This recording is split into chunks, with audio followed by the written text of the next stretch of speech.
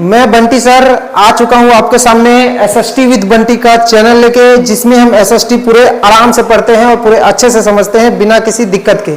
तो दोस्तों, जैसे कि आपको पता है कि मैं आपको हिस्ट्री पढ़ा रहा हूं। हिस्ट्री में हम प्राचीन भारत पढ़ रहे थे, लेकिन मैं आपको ये बताना चाहता हूं कि हम प्राचीन भारत को पढ़े, फिर मिडिल इंडिया और न्यू इंडिया को पढ़े, या फिर उसके अलावा और भी किसी देश का इतिहास पढ़े। इससे पहले दोस्तों हमें ये जान लेना चाहिए कि धरती में मनुष्य की शुरुआत कैसे हुई, क्योंकि हम मनुष्य हैं और हम अगर कुछ पढ़ते हैं मनुष्य के बारे में जानेंगे तो सबसे पहले ये जानना चाहिए कि हमारा इतिहास क्या था, हम कैसे इस धरती पर आए, कैसे हमारा प्रगति हुआ, कैसे हम पहले आग कैसे जलाते थे, मसाले, खेती, शिकार कैसे करते थे, रहते कैसे थे, रहन सहन सब कुछ पहले जान लेना चाहिए हमें कि पहले क्या हुआ था। उसके बाद हमें हिस्ट्री आगे पढ़ना चाहिए। तो दोस्तों मैं आपको बताऊंगा। देखिए दोस्तों, सबसे पहले पाषाण काल आया। पाषाण काल को हम स्टोन एज बोलते हैं। क्या बोलते हैं? स्टोन एज, यानी पत्थर युग।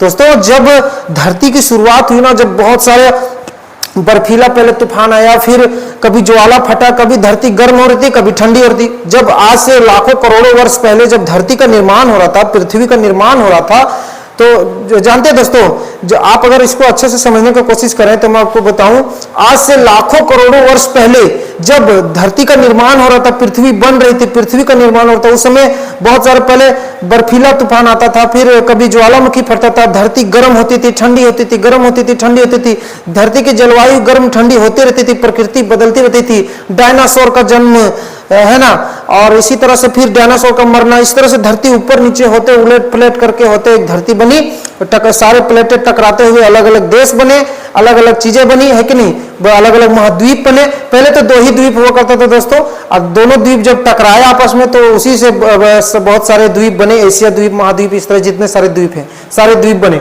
तो दोस्तों हम कहेंगे कि सबसे पहले मनुष्य की शुरुआत कहां से हुई, तो पाषाण युग यानी पत्थर युग से। पत्थर से सब कुछ हमने शुरुआत किया, हमने सबसे पहले पत्थर का इस्तेमाल करना शुरू किया और हमने पत्थर से सब कुछ किया।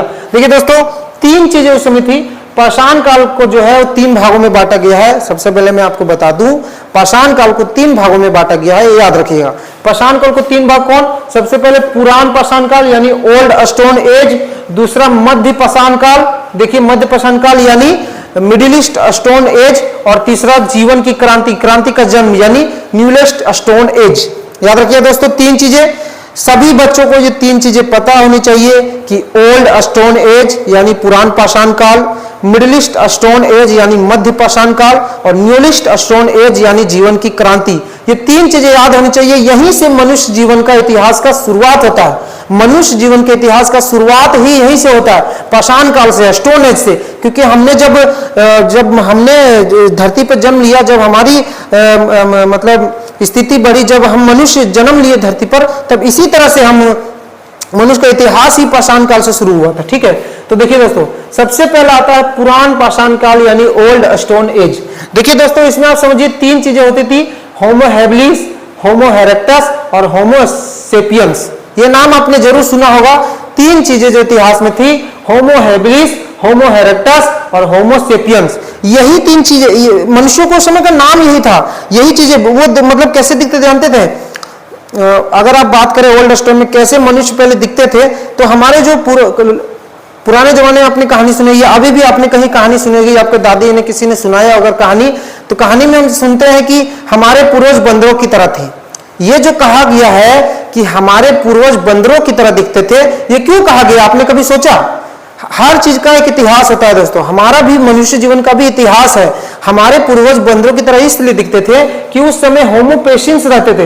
होमो पेशियंस कहा जाता था उन्हें, होमो इरेक्टस, होमो हैबिलिस, ये सब नाम के जंतु होते थे। उन्हीं को मनुष्य जीवन का शुरुआत कहा गया, जिसे आप आजकल खोरटा में सुनते बनमानुष जिसे कहा जाता है। बनमानुष की तरह दिखने वाले ये होमो सेपियंस होते थे, बंदरों की तरह दिखते थे, भालुओं की तरह दिखते थे, इसीलिए कहा जाता है कि हमारे पूर्वज बंदरों की तरह दिखते थे। तो ये 3 चीजें थी जो पुरान पाषाण काल को दर्शाती है। और देखिए दोस्तों, उसमें बहुत सारे अवशेष मिले थे मध्य प्रदेश में, महाराष्ट्र में, है कि नहीं, उस समय अवशेष मिले थे। और क्या अवशेष मिलते थे? देखिए, उसी समय औजार पत्थरों से बनाए जाते थे, भाले बनाए जाते थे, पत्थरों से आग लगाया गया था। उसी समय क्या हुआ कि एक आदमी एक बार क्या किया कि पत्थर को देखा, सोचा ये पत्थर है, मान लीजिए कोई होगा होमोपेसिस, कोई होमोपेसिस होगा, कहीं जा रहा होगा, उसका पैर पत्थर में लग गया होगा, कोई नुकीला पत्थर होगा, उससे उसका पैर कट गया होगा। शुरुआत तो यहीं से होती है ना। आवश्यकता ही आविष्कार की जननी है। ये बात हमेशा याद रखिएगा, आवश्यकता ही आविष्कार की क्या है, जननी है। हो सकता है उस समय कोई होमोसेपियंस जा रहा होगा भूख के मारे या फिर परेशान हो रहा होगा, उस समय धरती गर्म ठंडी हो रही थी, जलवायु बह रहा था, ठंडा हवा बह रहा था, वो जा रहा होगा परेशान होते हुए, हो सकता है उसका पैर किसी नुकीले पत्थर से टकरा के कट गया होगा, वो देखा होगा यार ये क्या है, इससे मेरा पैर कट क्यों गया, क्यों मैं ब्लड आ रहा है मेरे पैर से, आखिर क्या है इसमें। वो फिर देखा होगा कि ये तो नुकीला है, फिर उसको अच्छा से पत्थर टकराया होगा, छीला छेचा होगा और औजार बना दिया होगा। उसी से औजार बनाया, फिर देखा कि जान इससे फेंक के मारा किसी को तो शिकार हो गया, वो मर गया, उसका खून निकलने लगा, मर गया, तो फिर उसको खाया होगा। इसी से समझ गया होगा कि ये पत्थर से हम औजार बना सकते हैं। फिर उसको सुविधा बनाने के लिए लकड़ी में लगाया होगा, है कि नहीं, यही ना किया होगा जी, और क्या किया होगा।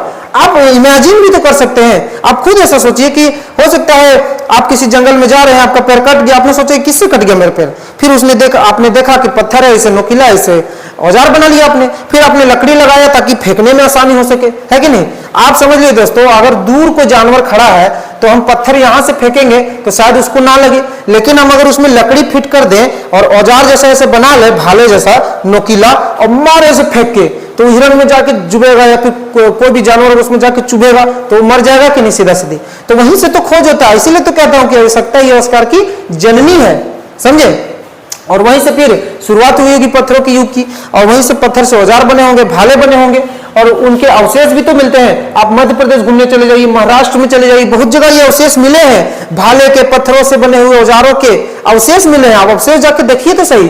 फिर दोस्तों उसके बाद आता है मध्य पाषाण काल, यानी मिडिल ईस्ट स्टोन एज। क्या बोलते हैं, मिडिल ईस्ट स्टोन एज, यानी मध्य पाषाण काल।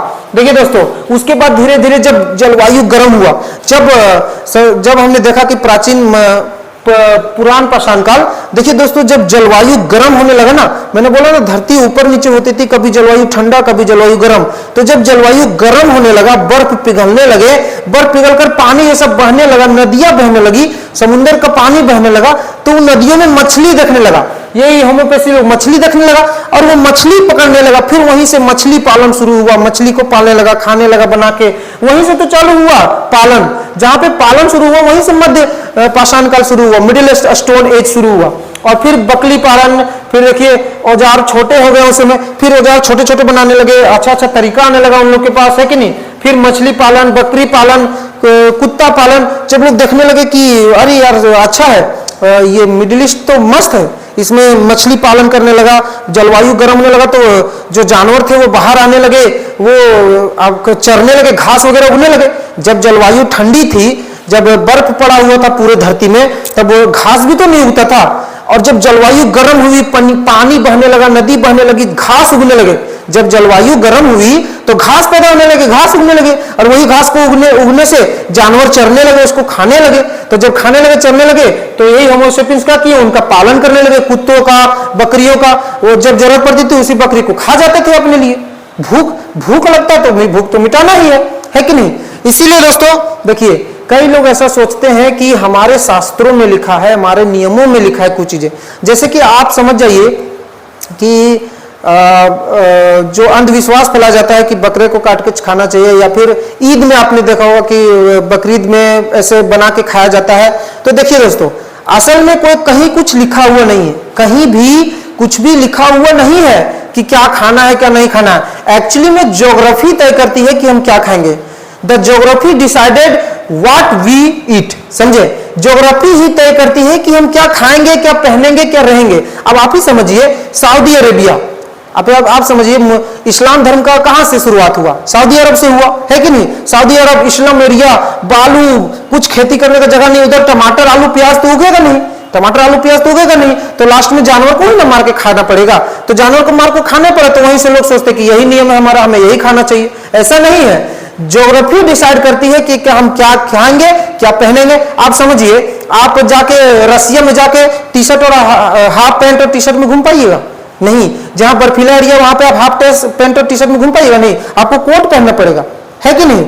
अगर शराब पीना, लोग सोचते हैं कि शराब पीना जरूरी है शरीर के लिए, नहीं, कोई जरूरी नहीं है। शुरुआत कहां से हुआ, अब शराब कहां से आया, वेस्टर्न कल्चर से आया। शराब आया कहां से, शराब आया वेस्टर्न कल्चर से। वेस्ट मतलब अमेरिका तरफ से, यूनान तरफ से, ये सब तरफ से आया, यूके तरफ से। अब उधर क्या दोस्तों, बर्फ पड़ती थी, हमेशा बर्फ पड़ती थी। उधर वेस्ट कल्चर में, वेस्टर्न में, हमारे वेस्ट एशिया में, या फिर आप यह कहें कि वेस्ट के तरफ, हमारे वेस्ट वाले देशों में, जो हमारे पश्चिम वाले देश हैं, उन देशों में बर्फ बहुत ज्यादा पड़ती है। तो बर्फ ज्यादा पड़ने के कारण शरीर ठंडा पड़ जाता है, और अल्कोहल यानी शराब जो है उसका काम होता है शरीर को गर्म करना। तो जब लोग अल्कोहल को पिए तो देखो कि यार शरीर इससे गर्म हो रहा है, तो उसको पीना उन लोगों की मजबूरी है। लेकिन ऐसा जरूरी नहीं कि शराब शरीर के लिए जरूरी है, शराब को पीना ही है, नहीं। उन लोगों को ऐसा लग रहा था कि हमारी जलवायु ठंडी है, हमें ठंड लग रही है, शराब पीने से गर्म लगता था, तो वो पीते थे। और कोई बात नहीं है कि शराब लिखा है कि शराब तो पीना ही चाहिए, नहीं, ऐसा कुछ नहीं है, ठीक है। तो समझ जाइए एक चीज कि हम क्या खाएंगे, हम क्या पहनेंगे, क्या कैसे रहेंगे, खान पान हमारा क्या होगा, ये सब कौन तय करता है? ज्योग्राफी यानी प्रकृति तय करती है। प्रकृति से बढ़ के कुछ नहीं है इस दुनिया में, ठीक है। उसके बाद दोस्तों मध्य पाषाण काल जब पूरा हो गया तो फिर देखिए दोस्तों क्या हुआ कि क्रांति होना चालू हुआ। जब और धीरे धीरे चीजें बदलने लगी, लोग मिट्टी ढूंढने लगे, मिट्टी से घर बनाने लगे, है ना। जीवन की क्रांति यहीं से तो शुरू हुई, क्रांति का जन्म यहीं से तो शुरू हुआ। खेती करने लगे, घर बनाने लगे, मसालों का खोज होने लगा, ठीक है। और जब धीरे धीरे लोग घर जैसे बनाने लगे, रहने लगे। अच्छा, इसका अवशेष आप समझ सकते हैं, आपने हड़प्पा सभ्यता सुना होगा दोस्तों। जब भी आप सुनते हैं कि हड़प्पा सभ्यता, मिस्र सभ्यता, मेसोपोटामिया, ये सब सुनते हैं कि नहीं। अब उसके बाद दोस्तों आप बलूचिस्तान का नाम सुने होंगे। ये सब क्या है, लोग क्या है ना, उस समय जब लोग धीरे धीरे आगे बढ़ने लगे मनुष्य, तो बालुओं से फिर बनाने लगे चीजें, मिट्टी से बनाने लगे, ईंटों से बनाने लगे, तो पत्थरों से बनाने लगे। तो वही पत्थरों के घर जो अभी निशान हमें मिलते हैं, जब हम कहीं घूमने जाते हैं तो देखते ही हैं, हड़प्पा सभ्यता, मिस्र सभ्यता, मेसोपोटामिया, बलूचिस्तान, ये सब क्या है, यहीं से क्रांति का जन्म शुरू होता है। और यहीं पे आता है न्यूलिस्ट स्टोन एज, यानी कि नया पाषाण काल, यहीं से शुरू होता है नया पाषाण काल। तो दोस्तों हम तो अब आगे हड़प्पा सभ्यता के बारे में पढ़ेंगे, मेसोपोटामिया, मिस्र, ये सब पढ़ेंगे। और देखिए दोस्तों किस तरह से हिस्ट्री हमारा एक प्रगति में है, एक लाइन गति में। हम अगर आप समझने की कोशिश करें कि धरती की शुरुआत हुई, धरती बनने लगी, आप अगर समझने की कोशिश करें, अगर आप समझना चाहें तो आप कितने आसान से समझ सकते हैं कि जब धरती बनना शुरू हुआ, जब गर्म जलवायु ठंडी जलवायु हुई, जब ठंडी जलवायु पूरी थी, उस समय पाषाण काल चल रहा था, पूर्ण पाषाण काल। उसी समय होमो हेबिलिस, होमो इरेक्टस, होमो पेशियंस थे, वो पत्थर से शिकार करते थे। फिर जब धीरे धीरे जलवायु गर्म होने लगी, पानी बहने लगा, घास उगने लगा, तो मछली पालन होने लगा, बकरी पालन होने लगा, कुत्ता पालन होने लगा, है कि नहीं। और फिर जब धीरे धीरे वही चीज, फिर जब जलवायु और गर्म होने लगी, जब धरती दिखने लगा, बालू दिखने लगा, मिट्टी दिखने लगा, ईंट दिखने लगा, पत्थर दिखने लगा, तो उससे लोग घर बनाने लगे, बिल्डिंग तैयार करने लगे अपने रहने के लिए। तो वहीं से फिर क्रांति का जन्म शुरू हुआ। और इस तरह से कर्मगत हमारा हिस्ट्री बना हुआ है। फिर अब देखिए दोस्तों हम हड़प्पा सभ्यता पढ़ेंगे, फिर उसमें जानेंगे कि कैसे उस समय लोग रहते थे, कैसे घर बनाया था, कैसे नाली की व्यवस्था थी, क्या खाते थे, क्या रहते थे, क्या पहनते थे, बिजनेस कैसे करते थे, कहां से करते थे, ये सब हम पढ़ेंगे अपने अगले वीडियो में, आगे के चैप्टर में।